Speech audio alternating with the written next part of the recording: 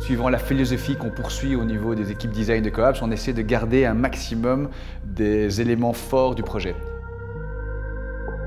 D'ajouter un minimum de couleurs, de garder une intensité plus sobre, plus minimale.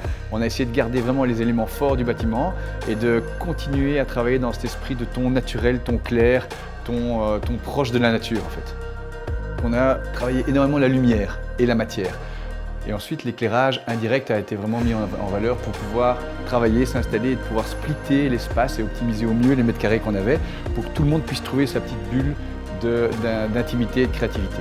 Et alors sur ce projet-là, on a pu travailler avec pas mal d'autres créateurs aussi. On a notamment travaillé avec Vladimir Slavov qui a créé ces luminaires qui sont en laiton plié. Donc ce sont des tôles de laiton qui sont chaque fois pliées pour créer une forme différente. Et ici, on a travaillé avec un artiste qui a réalisé cette grande fresque sur les armoires dans un esprit japonais. Donc c'est un grand dragon qui se promène sur les armoires.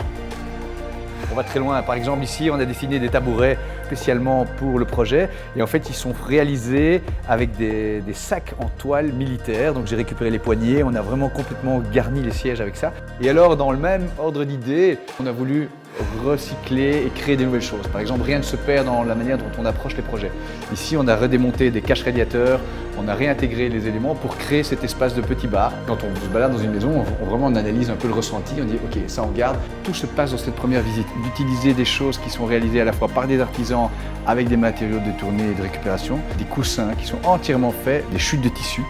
Tout se tient, tout raconte la même histoire. Et ça fait partie aussi des histoires qu'on essaie de faire vivre dans nos maisons, c'est-à-dire que c'est des lieux où les gens se rencontrent, vivent ensemble et créent des moments. Et donc ça fait partie de toute l'ambiance qu'on veut garder, c'est-à-dire que c'est cette honnêteté des vrais matériaux, cette honnêteté liée aux éléments qu'on récupère, aux artistes qu'on intègre dans nos projets pour favoriser quelque chose qui n'est pas stérile et créer des moments qui sont honnêtes et vrais.